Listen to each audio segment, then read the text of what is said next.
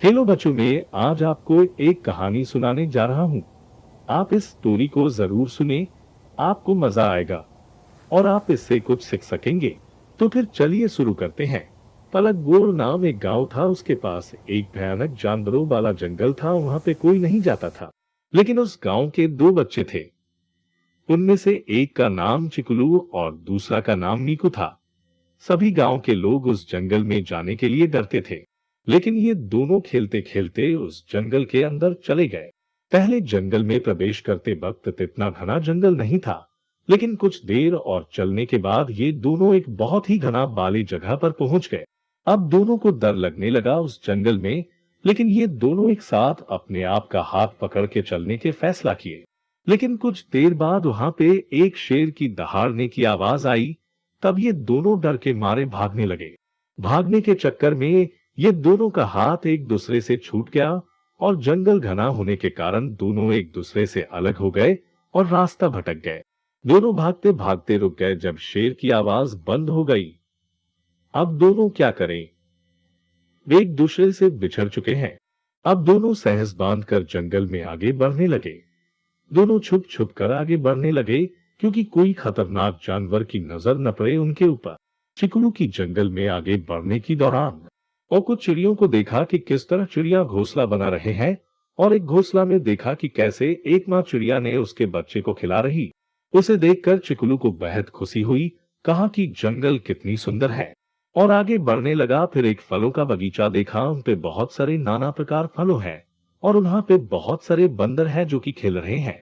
उनको देखकर बहुत खुशी हुई और आगे बढ़ने लगा। फिर वो जाकर पहुंचा एक खूबसूरत झरना के पास। वो झरना पहाड़ों के बीच में से निकल रहा था। वहां पे बहुत सारे फूल थे, उन पे बहुत सारे तितलियां मंडरा रहे थे। ये देख के चिकलू और ज्यादा खुश हो गया। अरे, हम तब चिलुलू के साथ में बहुत दूर चले आए। मीकू को तब भूल गए।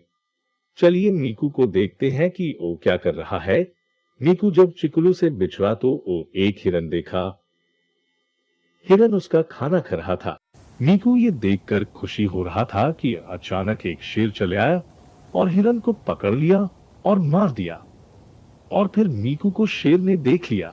फिर मीकू शेर की डर से वहां से भागने लगा। शेर ने मीकू के पीछे नहीं गया, क्योंकि शेर को उसका खाना मिल गया था। उस हिरन को खाने लगा। मीकू डर के मारे चिकलू को बुला रहा था, लेकिन चिकलू को मीकू का आवाज नहीं आ रही थी।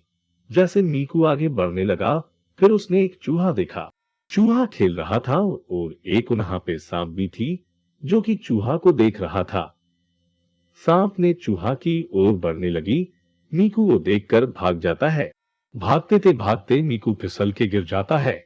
उठकर देखता है तो वहां पर कीचड़ होता है।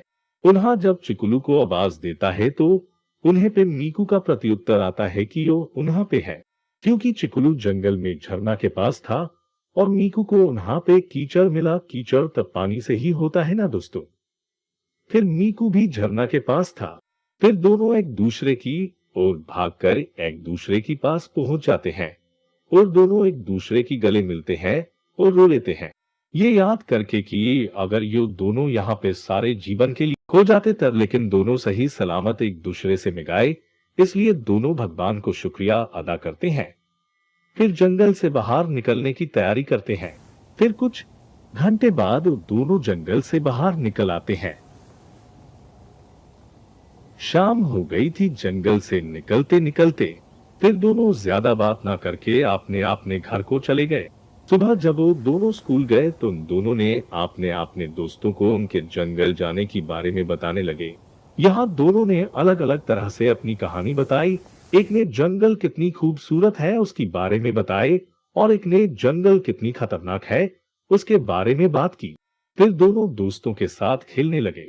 यहाँ पे एक बात सीखने को मिलती है कि आप इस दुनिया को जिस तरह से देखोगे, ये दुनिया आपको उस तरह दिखेगी। इसलिए बच्चों, इस दुनिया की खूबसूरती को देख के आनंद से जियो और खतरे के बारे में जानकारी रखो। तभी आप इस दुनिया में एक अच्छी जिंदगी जी सकते हो। शुक्रिया आप सभी को। आपका भविष्य उज्जवलमय हो।